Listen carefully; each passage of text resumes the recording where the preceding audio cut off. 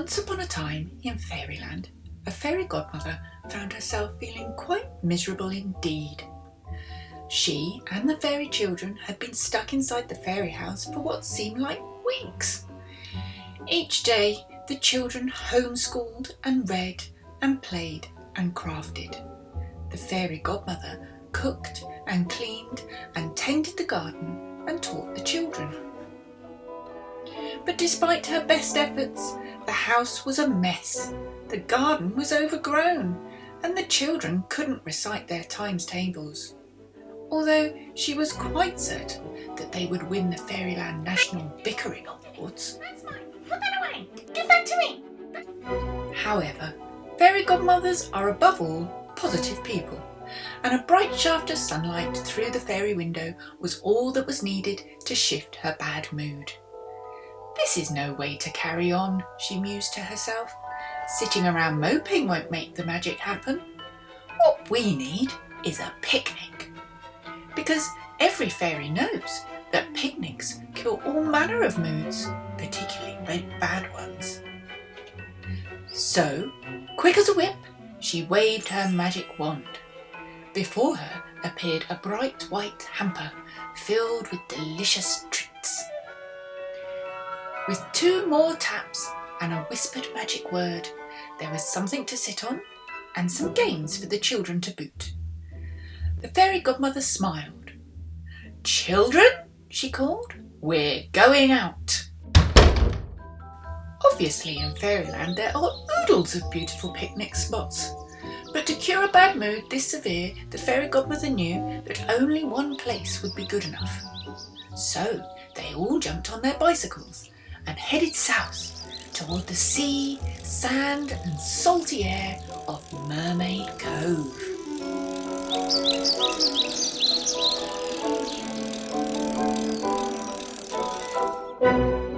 The mermaids were thrilled to see the fairy family.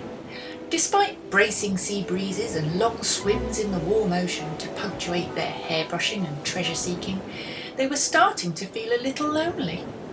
Excitedly, they helped the fairies spread the picnic blanket and set out the tasty treats. Over bread and jam, they all caught up on all the news, chatting 10 to the dozen with barely a breath between. But when all the cake was eaten and the fizzy pop drunk, the fairy godmother handed out buckets and spades and sent everyone off to make sandcastles.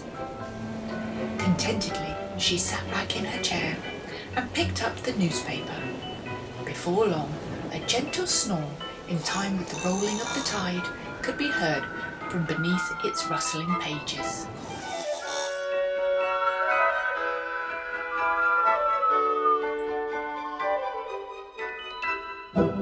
Sometime later, the fairy godmother woke with a pain in her big toe.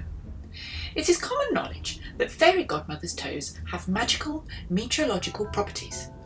As it was the left big toe that throbbed so, there was no doubt that a storm was on the way.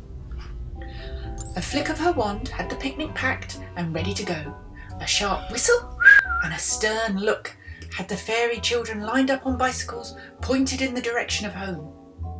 And with much well-wishing and promises to come back soon, they all bid goodbye to the mermaids and set off on their merry way.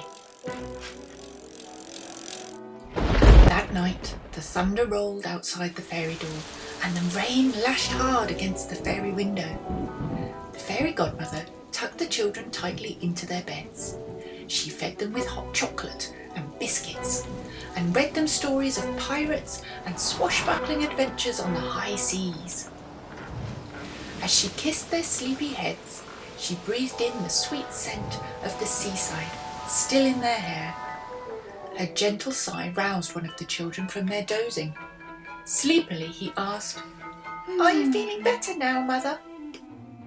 "Oh, yes," she replied. "I'm much better now.